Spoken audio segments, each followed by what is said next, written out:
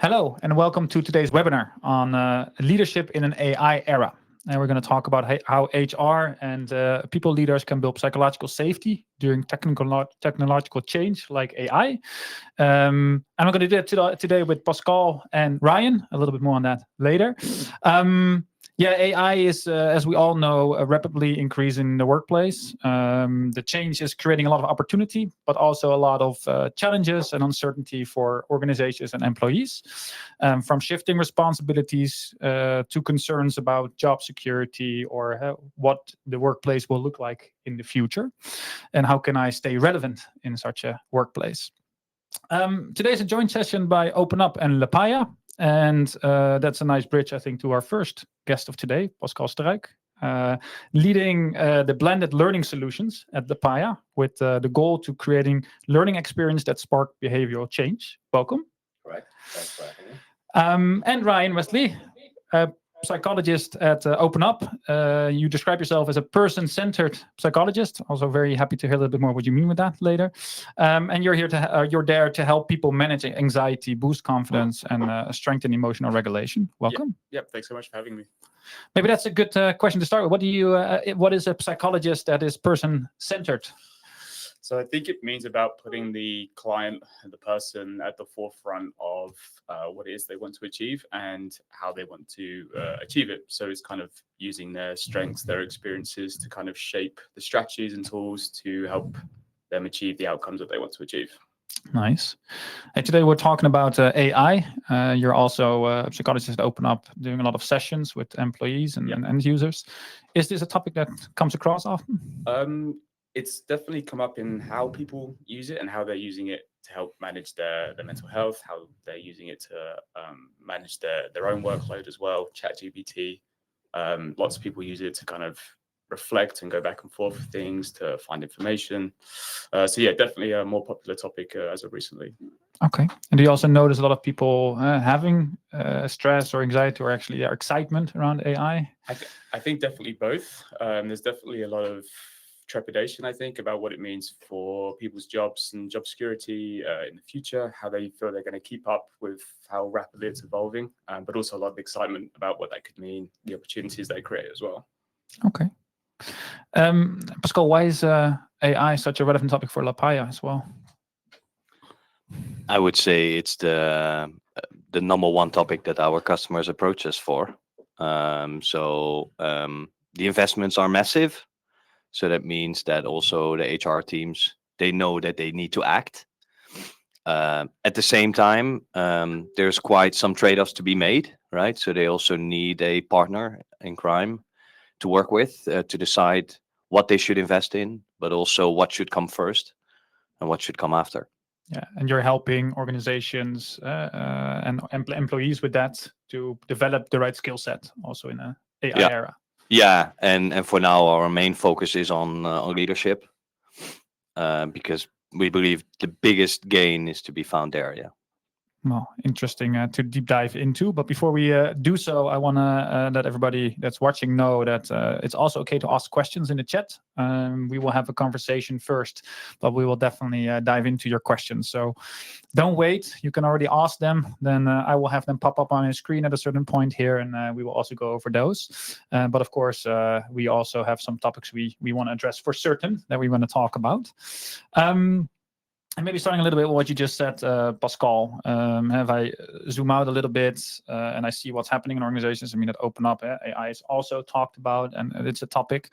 I'm joining sessions also often with people who do a lot of other organizations, and there's different ways that I hear that organizations try to get ready or that are already using and leveraging AI also in how they structure it. Some people have special AI teams. Others say we just let everybody try things. Or there's a lot of companies that are very on the security and say we really want to control what people do and not.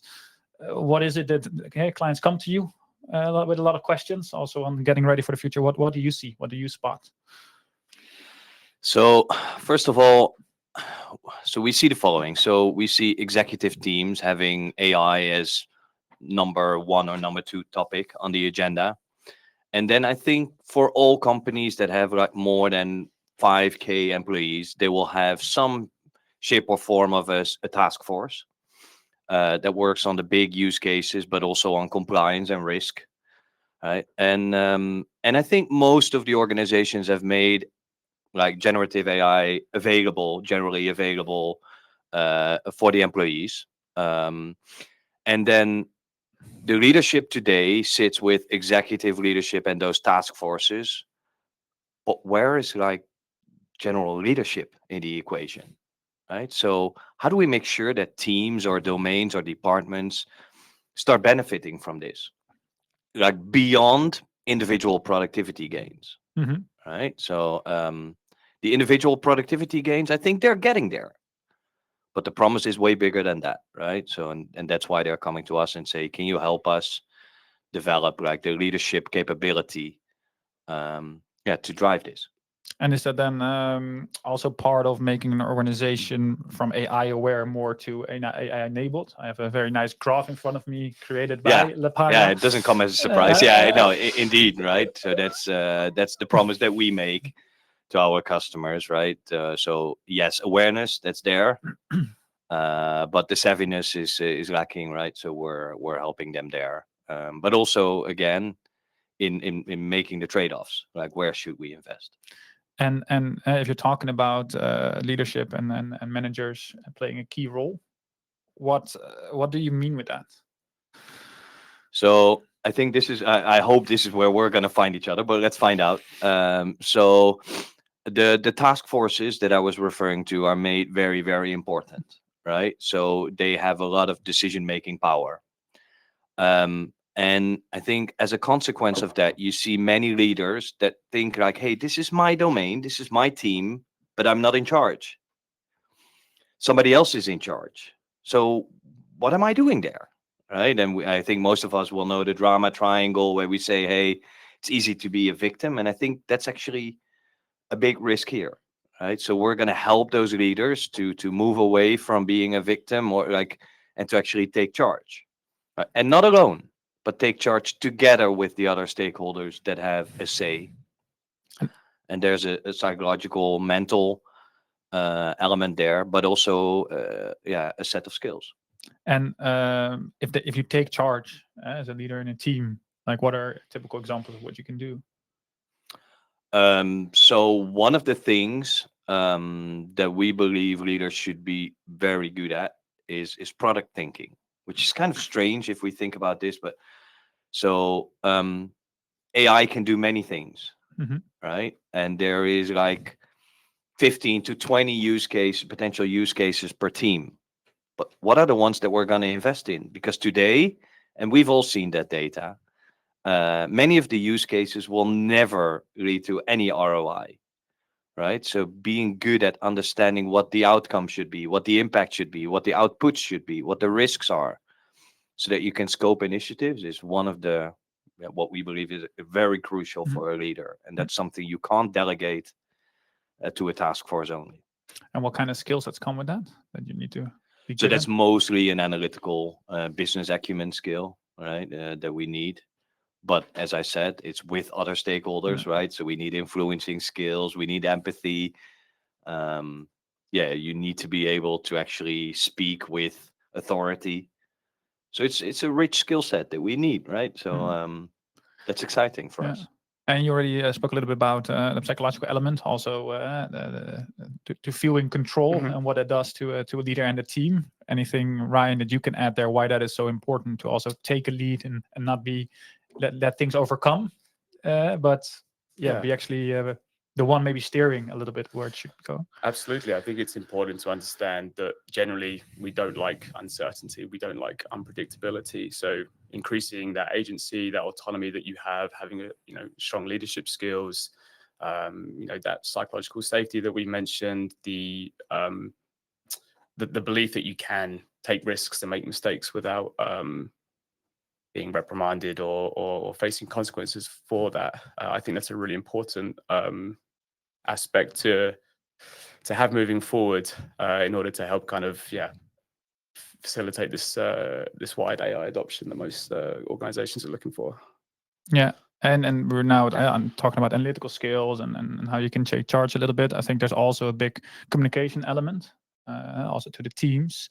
You just said we don't like uncertainty. Well, I think there's one thing certain, and that there is uncertainty. How much should leaders or can leaders or companies admit also towards employees the uncertainties that are out there? Like, how open should you communicate? What should you say? What should you not? Maybe starting with Ryan. I'm a big believer in kind of really clear communication, especially coming from leadership and management. I think it's really important to be honest and transparent, especially in what, as you mentioned, kind of the product is going to do, what it's not going to do. Also then to helps promote like the positive aspect, helps people engage in these kind of things as well. But for a leader, you also have to model the behavior that you kind of want from the rest of your team as well. So if you want your team to feel honest and open and safe to come forward for you with concerns, you also have to be able to show that vulnerability to your team, create that safe space for them. Yeah. If I may, what I'm observing when I'm looking at some of the companies we work with is that we've seen a lot of one-way communication on the topic, right? So you see executive leadership talking to the employees, you see task forces providing ways of working to the teams. And I think the challenge for leaders is to do something different, right? And to actually talk with those employees.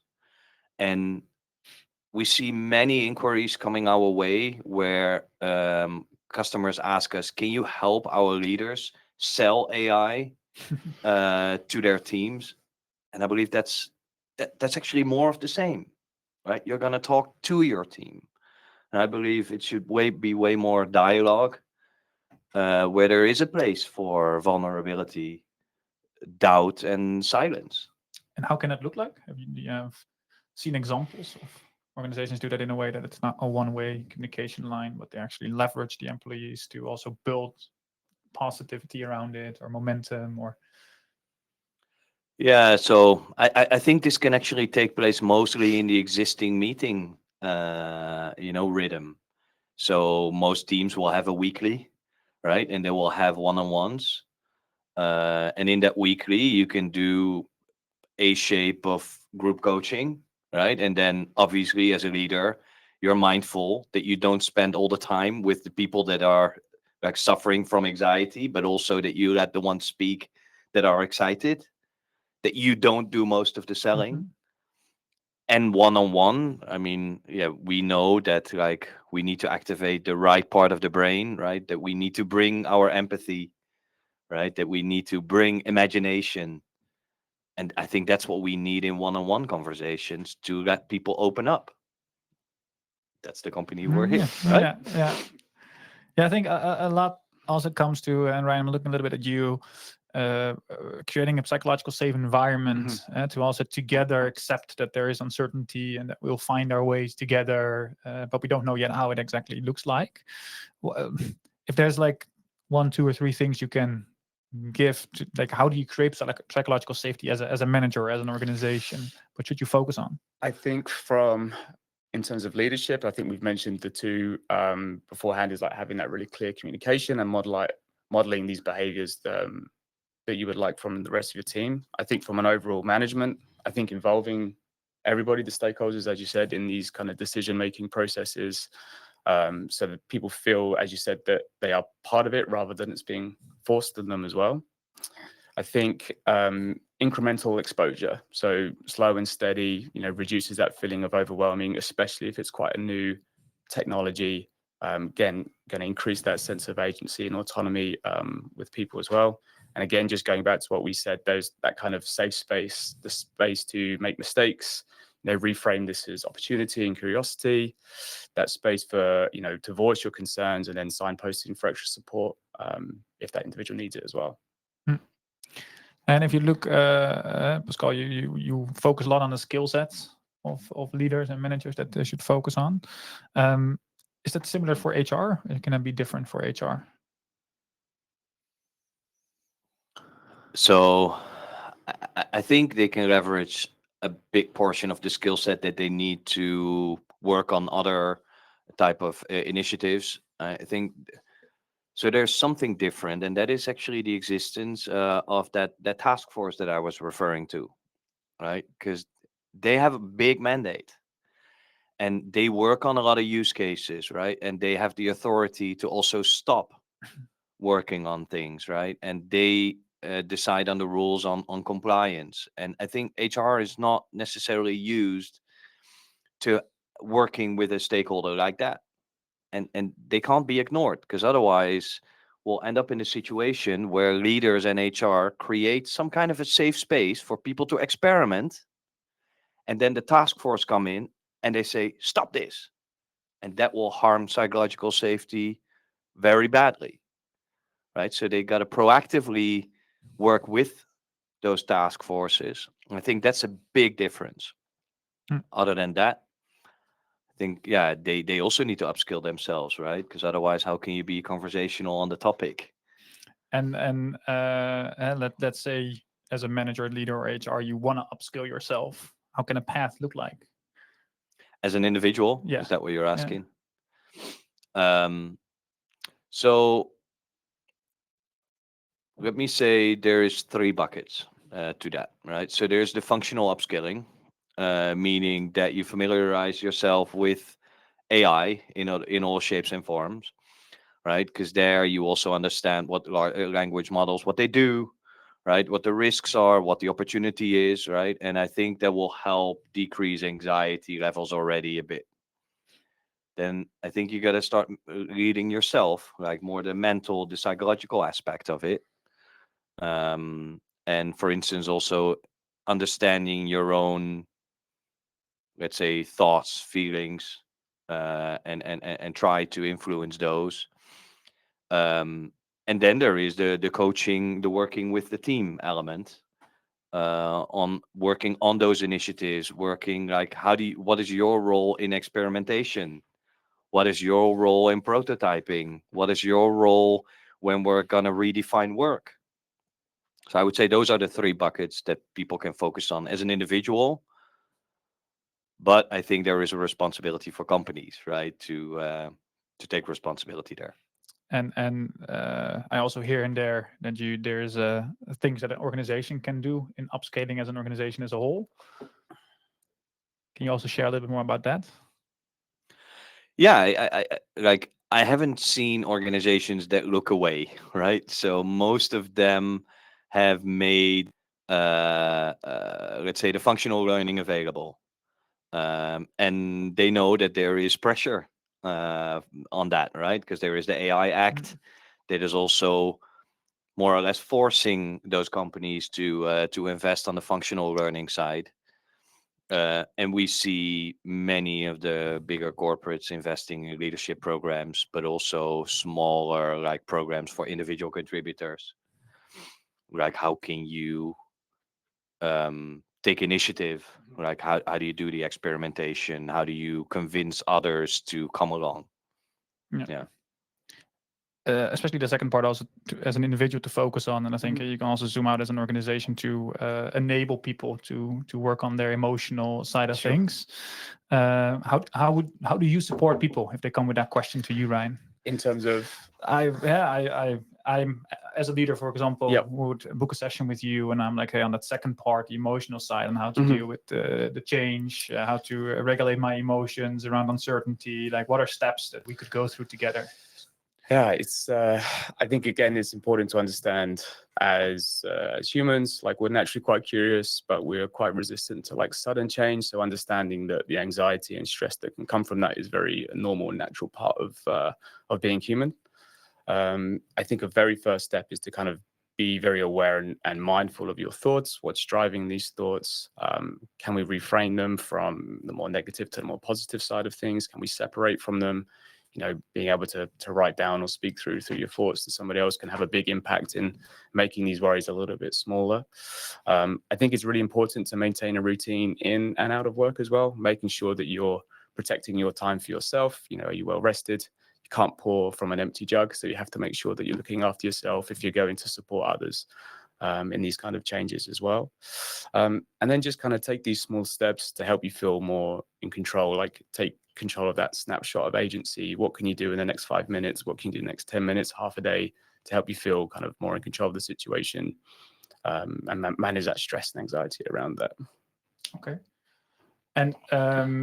And let's say I find it difficult to also get my team excited for these kinds of meetings, and that's giving me also some form of anxiety on how to actually tackle the problem as a leader. Like, if I what kind of steps would you say to manage the anxiety? We can go to together. Yeah, I think, again, if you're looking at from how to manage it together as a team, I think to kind of reframe a lot of this, again, approach it from as curiosity as you can, be that safe space for each other as well, kind of connect and support each other. Those coffee chats, those water cooler chats are really, really important to validate that everybody else is probably feeling something similar to you as well. And in terms of you managing your own anxiety, again, it's just kind of challenging what is the fear that you have, and then how can you kind of overcome that and use your previous experiences and help to manage that. So what I also hear is also just talking openly Absolutely about the fact that we all don't know yet where things might end up at a certain, in the future is already a step, or that we acknowledge that there is some stress or anxiety, that's normal around this topic, and that we're here to together solve this and move forward. Absolutely. As you mentioned earlier, the only thing that's certain is that there's going to be uncertainty, right? And staying connected and is a really big part in help to manage that, so you don't feel that you're kind of tackling this alone. And all of these kind of are going to help produce that psychological safety that we've been discussing to take those steps forward. May I respond to this? Sure. I think what I'm also seeing when I'm looking at the customers that we work with is that, like, it's so big, right? If we're looking at, what is it, $550 billion worth of investment expected in 2026. So imagine that you're that leader, right? And you're hearing all the buzz about this. And so what do you do? And I think we got to help those leaders to produce something that is hands-on, right? As you were saying, what can I do in the next 5 minutes, 10 minutes, tomorrow? And take it step by step, right? Because I think we need progress over perfection. And I think once you start moving, that's good for the body, right? And for the mind. Hey, before we, because I also want to hear a little bit more about like the skills that become more valuable or less valuable for employees itself. I noted down a few questions that we sometimes get from HR, also from creating psychological safe environments. Maybe I can just ask them, and then a little bit of a free format on who jumps on it, or maybe you both have an opinion on it. So one of the questions that comes up often is, how do you tell employees you can experiment with AI without making them feel replaceable? That's a great question. I think if I can jump in here first, I think being really explicit with what the tool that you're trying to adopt, what the outcome and purpose of it is. Is it to work collaboratively with the team member, so it's used as a tool to enhance what it is that you already do, to make it easier to what you do. I think that kind of really clear outcome, that so what question, is going to be really helpful in kind of enabling people then to have that confidence to experiment, that they're not participating in their own downfall, so to speak. So that's from my point of view. Yeah, and I believe we can help employees and teams see that it's much safer to co-shape the future than to wait and see, right? So let's experiment with us, right? And let's see what works, and then let's together shape what the future looks like. And if that means, right, that our jobs will change, then at least you're one of the decision makers on what it could look like. Yeah. So I hear on the one hand, again, communication, like already help employees understand what will happen if this project is successful, or if we are able to use AI in this particular task or project. And on the other hand, building these skill sets is actually very valuable. So you can be more in the lead of where things go than, and otherwise, again, we've spoken about being more of a victim. Great.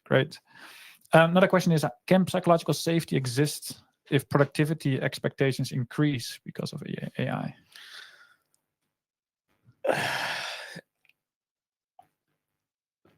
I think yes. I think it's about psychological safety. I think is mainly about feeling safe to make mistakes without being, as I said, without fearing consequence. So if expectations are increasing because of this, I think learning the skills and how to help with those results, I think will be really useful. But again, I think just because the expectations have increased, you also have the tools to help reach that as well. So as long as you still have the belief that you can take risks and make mistakes and be curious and explore these kind of things, then I don't see why not.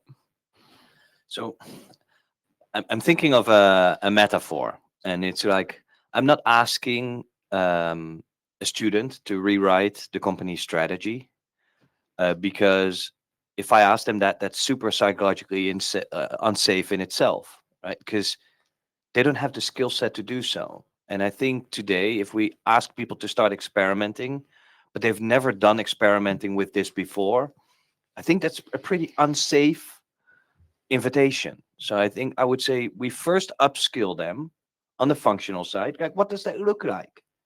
We also let them think when they are talking about an initiative, like, what are the red and the green flags that we're going to look at when we're evaluating this? So we're going to, at the start, we're going to decide how we're going to evaluate this. Because then I already have the risks in my mind, right? When I start experimenting. And I think then you're no longer the student that is rewriting the strategy, right? But you first upskill yourself and then you take on the challenge. I think that's going to be very important, because experimenting without knowledge, I think, is a recipe for, I mean, you can fill it in, right? But not so much good.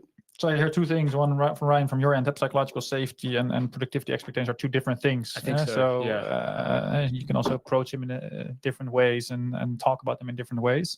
And then I also hear not only giving the room to make mistakes, which comes with psychological safety, but also give the room for people to develop themselves in the skill set that will help them. And also people, so that they can predict the mistakes they might make, right? Because then you can work around them. Yeah. Hey, and what are things leadership shouldn't do that might increase stress on people? Or, and we spoke a lot about skill set that they should be building. Are there also things that we can explicitly state they shouldn't do? I think just kind of the opposite of what it is that we've been saying, right? To take away or to enforce change on people for the sake of change, without kind of knowing what those outcomes are going to be, how they can be supported, and how, are we going to learn these skills, to learn this. I think I just think it's the opposite to what it is that we've been talking about. I don't think there's any one thing that is a definite no. I think it's very much about kind of what works for that organization. But I think just to continue to be mindful about how it is that you're relaying the message, what the space are you trying to provide, and what the outcomes you're looking for. Okay. Anything to add? Yeah, no, I agree, and I think it's going to be super valuable also to look at your team and think, like, who's going to be the innovator, right? Who will go first? Who's going to be the critic, right? The person who can actually challenge this, so that you invite people on their strength, so that you still are people centric, as you said, right? Not only initiative centric, but also people centric, because then people can play to their strengths, right? And that's going to lower anxiety drastically. Moving more towards the employees, which skills do you think become more valuable in an AI-enabled workplace? So there's definitely something on judgment, all right? So judgment, like, you got to be able to interpret outcomes that AI is producing. But there is also the judgment when it comes to product thinking, like, what should the outcome be? So we really need decent analytical skills. And if we're gonna get rid of all the very operational repetitive work, right, then one of the skills is like the agility, right? Your job is it's gonna change. Be resilient. Yeah. So I think those are two very big buckets that people could get ready for. And from a psychological standpoint, what are things that you can work on to stay resilient? Yeah, great question. I think, especially in the context of the workplace, is to also focus on the skills that kind of make you human. I don't think AI is going to replace those. So those kind of quote unquote soft skills that we talk about, the collaboration, creativity, empathy, communication, continue to invest in those skills as well. Give yourself permission to kind of ask for help, to make mistakes, to not feel rushed. As well, adding the word yet to the end of things. If you can't do this yet, I'm not making the results I want yet, helps to kind of reduce some of that pressure as well. And then focus on also what's useful for you. There's, as we discussed, there's a whole host of AI tools that are being there, and you don't have to worry about all of them. Just focus on the ones that are pertinent to you. Really kind of, that incremental exposure that we spoke about, break it out into those small steps, make it more manageable for yourself.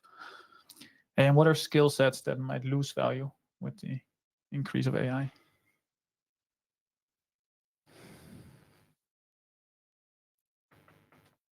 That's a great question.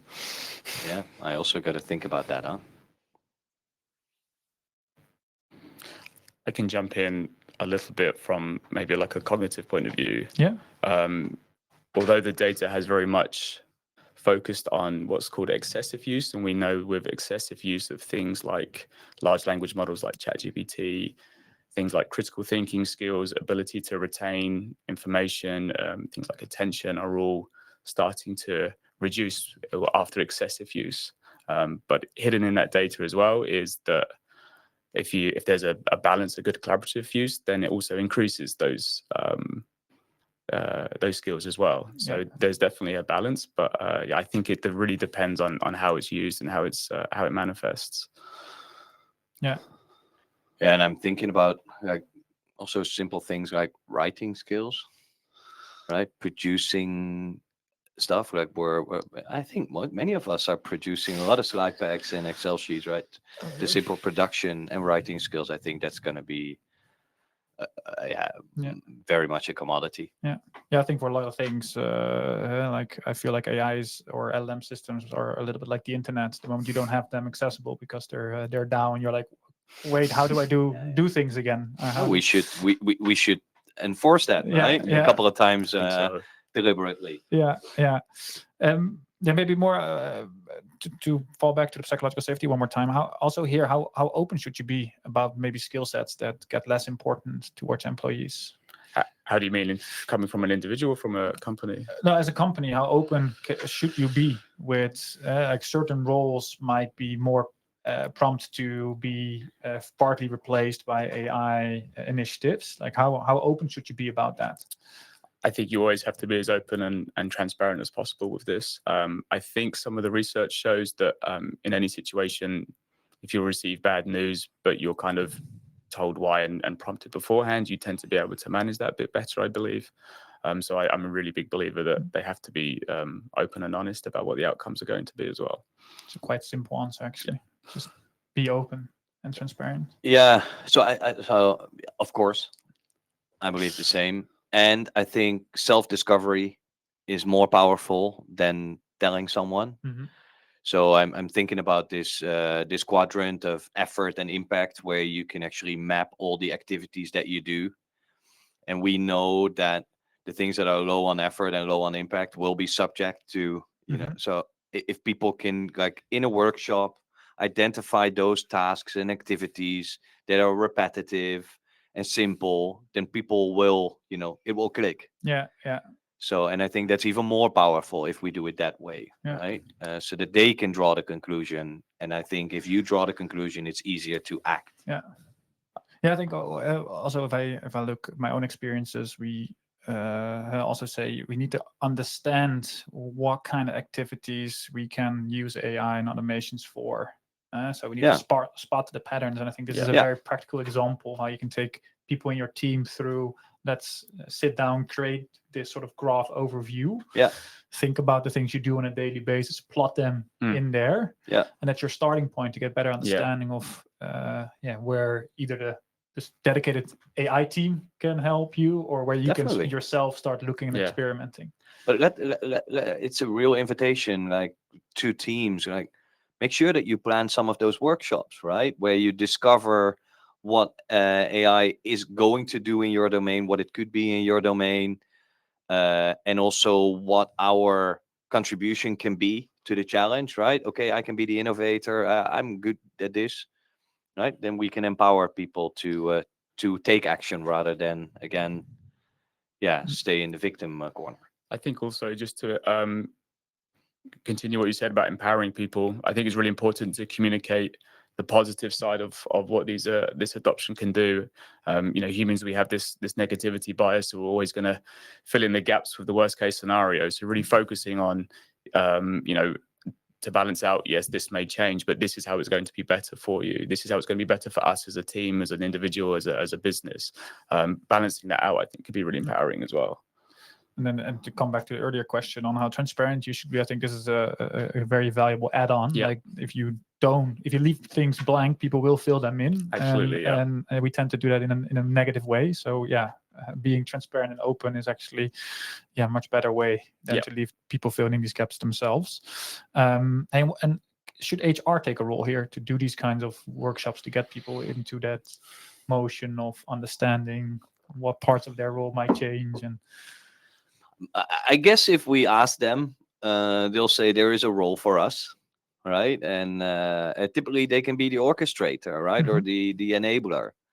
So I could imagine that they would come up with those workshop formats, right? And they could be a co-facilitator at first, right? And I can see quite some train the trainer or train the facilitator initiatives, because I really think we got to make it smaller, right? Bring it back to team level, rather than talking to whole organizations about this.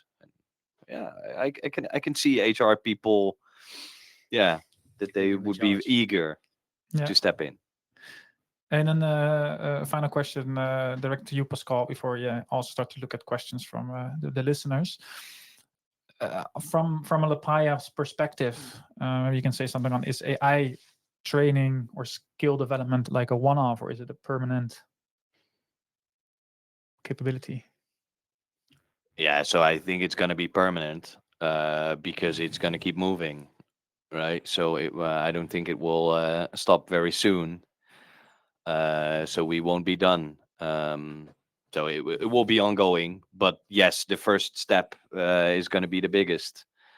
Because then once you feel that you're maturing, right, the next steps will come easier. All right. Another invitation for listeners to ask questions. I already have some questions in front of me, but please ask any question you have, and we'll try to answer those. One is specifically for you, Pascal. Why is Lepaya focusing on middle management and not on other levels like executive teams? So there's multiple answers to that question. So I think you got to stay true to what you're good at, right? So that's a bit more of an inside out answer. So I think we're better equipped to work with mid-level managers that have like 4, 5, 6 years of experience of leading teams, or maybe leading other leaders. But the second question is, so I think most of the attention is going to executive teams and those task forces and individual employees. But I think the multiplier is with those middle managers, because we can mobilize individual employees, but if their managers are not really enabling them or empowering them, then it's going to stop. They're going to run into a wall. Yeah, I think we see a very similar thing when you talk about psychological safety and talking about mental well-being in the workplace. That if you can enable managers to take more of a lead there and not make this just an HR initiative or just a company initiative, we also see that much more people reach out to people like the experts like Ryan that we have to talk about challenges or growth paths that they want to invest in. And that, if the middle management doesn't vocalize that it's much tougher to engage people. And I think it's similar for AI. Yeah, to put this even stronger, I think you got to be, in a positive way, pretty ignorant as an employee, right? To continue investing in this if your manager is not, supporting you. So that will only count for the happy few, I guess. Yeah.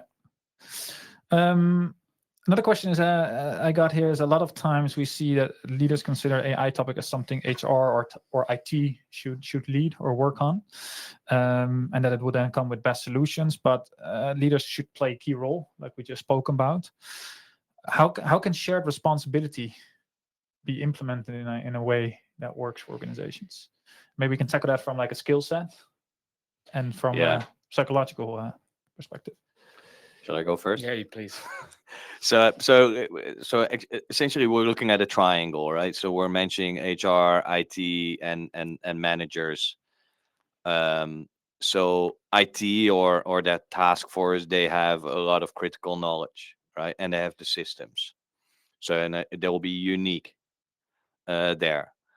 I think HR is the bridge between executive leadership and or let's say results and people, and that makes them unique. And then I think the only one who has access to the teams and to individual people is going to be the leader, right? So I think they all have a unique contribution and we can't do without any of them. And if we remove one of them from the equation, I think we're not going to see the results that we're hoping for. Yeah, I think this question was asked earlier in the already. I think we've spoken a little bit about it, but to get back to it, I think if you don't involve middle management and with that also the employees, you don't necessarily know what the most valuable investment of your resources is when it comes to AI and automations. Like we just spoke about creating those graphs on individual level. Like we need to understand where are we spending our time.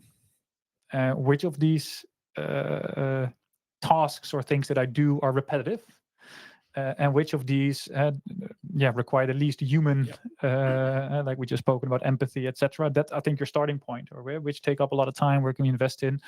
And I think another thing that we should look at, but also happy to hear your thoughts on that, is we're focused a lot on decreasing time spent on tasks, but AI is of course also there to increase value towards the uses of your products or to your employees. So it also enables us to do things we might have never thought being able to do. And so I always imagine this graph, there's like two things: you can increase value and you can decrease time spent on tasks, and both are important. Definitely. Yeah, absolutely.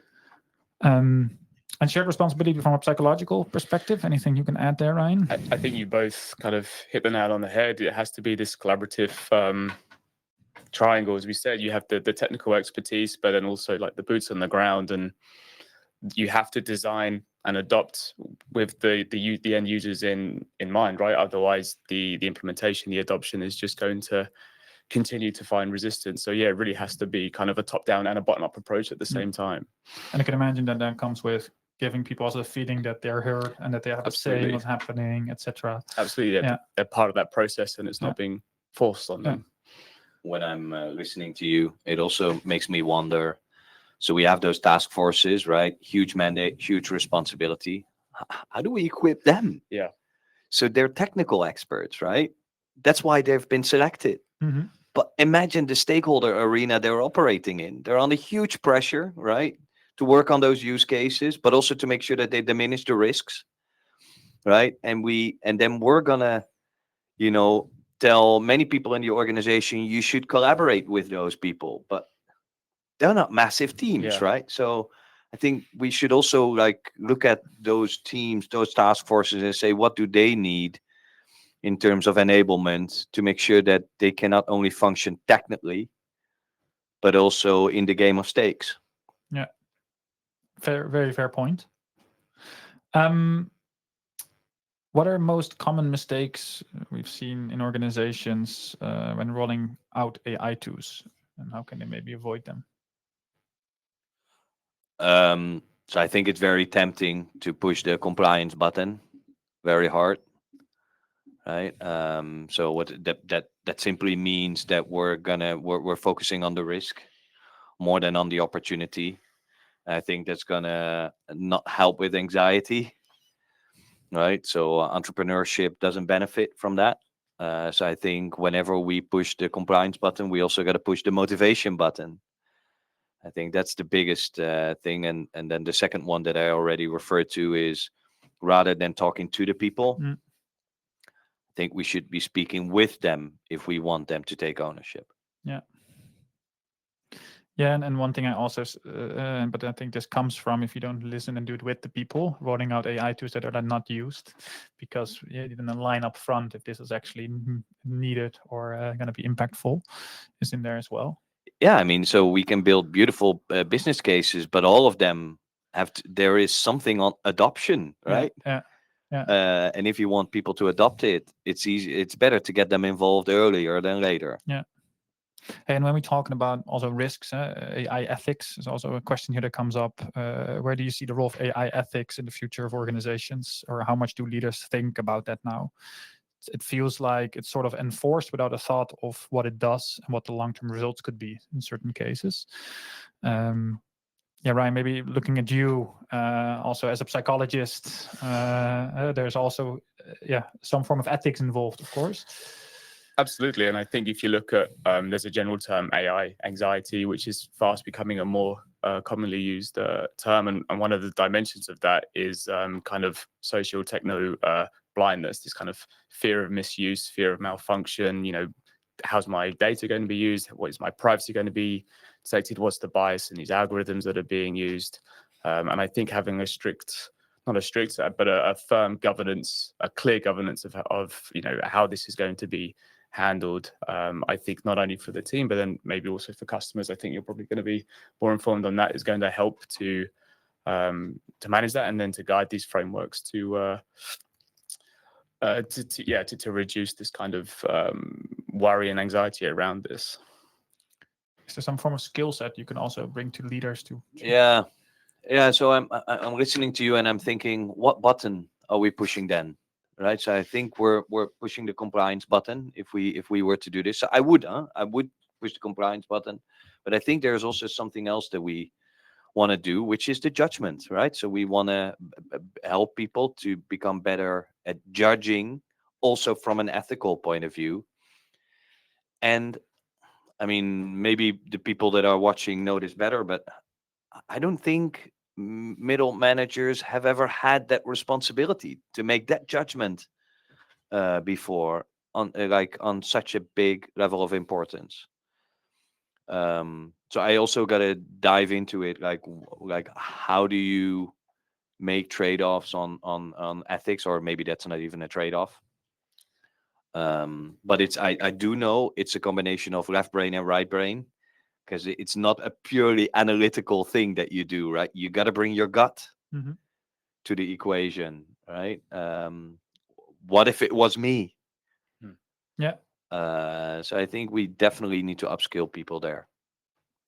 Staying with you, Pascal, how can HR best evaluate the effectiveness of soft skill trainings in an AI context? Yeah, so that depends a little bit, like you were referring to that pyramid at the start, right? Where an organization is when it comes to AI maturity. Yeah. If it's low mature, right, and really not AI literate, then I think the first payoff we're looking for has to do with anxiety. So do I feel comfortable? Do I feel at ease? Like, is this going to work for me? Right. So I think it's more on confidence. I think we're going to measure that.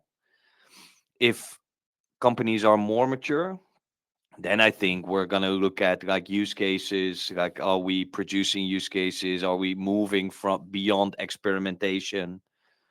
So then you really want to measure what people do after such a program and whether those initiatives ever see daylight, right? Yeah. And if here you go, the value, is it bringing value or lowering the cost?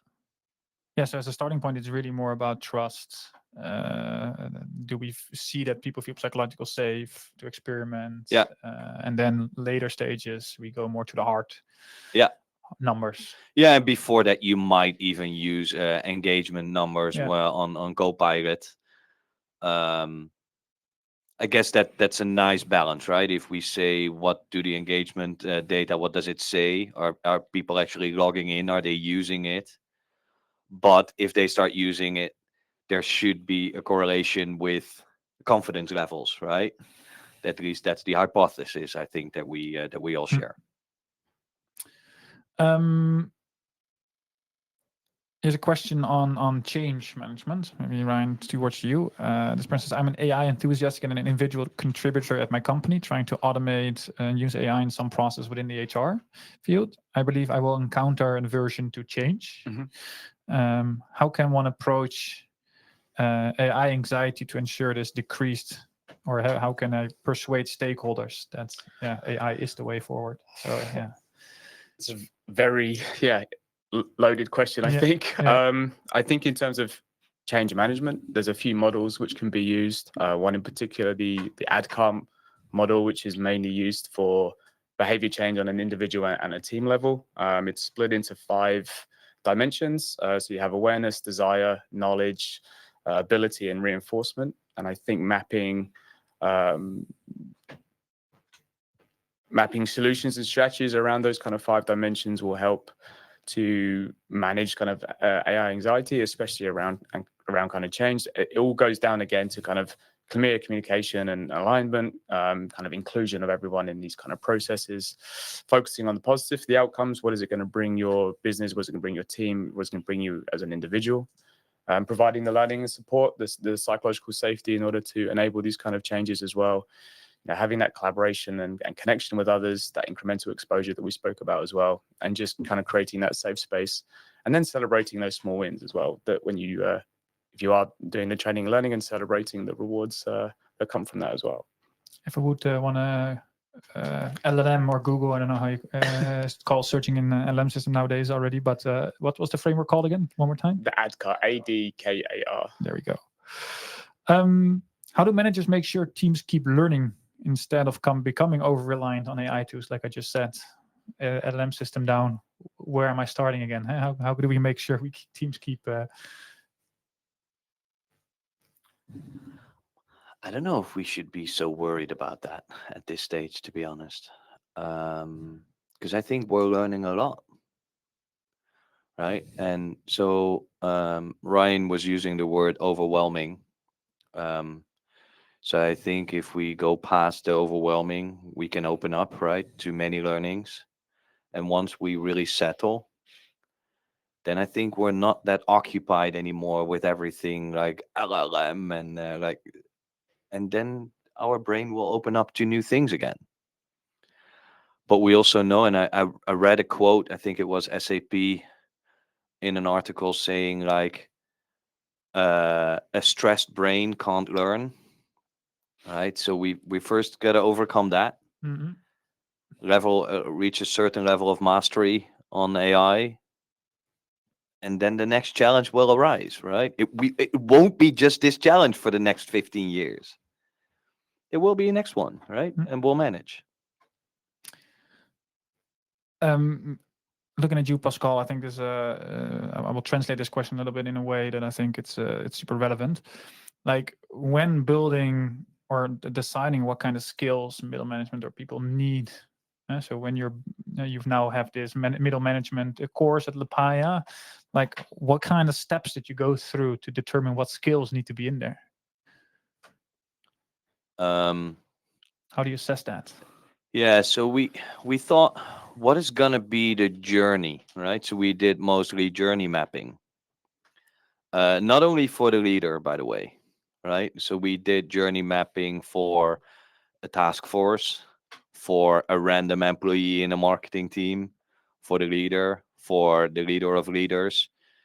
And then we figured, so what is the journey if we start working on an initiative, right? What is going to be the questions that will end up on our table? And then what is the answer or the skill set that we need to be able to be ready, right? So we did mostly mapping. And yeah, so I'm going to repeat a word that I said before. So I think there is quite some workshops that we got to do on journey mapping that will help us derive the right skills. Yeah. And then you can assess to what extent we have those skills, right? Yeah. Yeah. So yeah, somebody asked, how do you decode functions into skills? And that's why I asked this question. And another example I've seen in an organization is they said, let's just time track for 2 weeks what we do. We all, every afternoon, at the end of every day, we fill in exactly what we did. We fit in how much time it took. And then afterwards, we do a workshop session and understanding, okay, for the task that we did, what kind of skill sets come with that? And then in that sense, you can code it into skills, but you can also start to understand where can we use AI in the roles. Yeah. I mean, it sounds a little bit old-fashioned, but I've seen McKinsey do this also still, all right? Timing. I think what I like about the idea is that it's very pure, right? If we do it this way, right? There's not much we can debate about. No. And I think that's what we need, right? In this situation where there is a lot of stress. Okay. Last question, and then I want to also leave some final words to both of you. How to balance time investment into day-to-day job versus AI upskilling? Beautiful question. Would we only have the answer, huh? So I think there is something on skill will here. So there will be people on your team who have the natural desire to invest time and effort here. And maybe that's you as a manager, right? And I would try and free up those people a little bit more, right? I would make sure that the people who do not feel the natural tendency, that at least you invite them to participate in what they're good at. But if you have a domain that has a lot of repetitive work, then I think it's about time, right, that you start freeing up like at least 20% of your time to invest there, because if you don't, I mean, others will. Mm-hmm. It sounds a bit scary, but I think there's an opportunity there. Anything to add, Ryan? In terms of, I think it depends on how quickly you want to do it. I think there's definitely, as you said, there's a feeling of, if you don't, then somebody else will. But I think that needs to be balanced out as well, that these things can't be rushed. Learning a new skill takes time.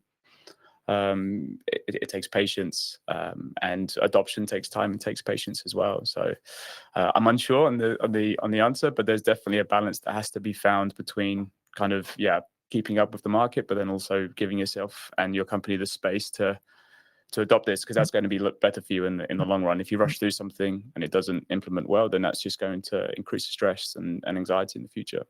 And we've seen this, huh? So, I mean, before the show started, we were talking about percentages of initiatives that actually yield, impact or outcome. And that percentage is still pretty low, right? Yeah. So I think that's indeed a good reason to invest, but not rush. Yeah. If there's one thing that people should take away from today's session, Ryan, let me start with you. What do you want to people to walk away with? I think if we were looking at AI adoption, it has to be collaborative, has to involve everybody. There has to be a clear line of communication from top to bottom and bottom to top. And there needs to be an environment of psychological safety. People need to feel comfortable to make mistakes, to explore, to experiment, in order to have a successful adoption and implementation of these tools. Yeah, and one thing people can already do tomorrow to help there? Read. There's so much information out there. Some of it's great, some of it's not so great, but read and find out what it is. Be interested, be curious. So my advice would be work with your team. Don't talk to your team. Then I'm addressing the leaders mostly. Yeah. Well, thank you. I want to thank everybody for watching. If a question is not answered, you can always reach out to us, and I will make sure that either Ryan or Pascal will get the question, and that they can still answer your question later. We have more webinars upcoming, so we hope to see you soon for another topic. And for now, I want to thank Ryan and Pascal for being here, for sharing, for opening up, and I hope to talk again soon. Thanks so much. Thanks so much.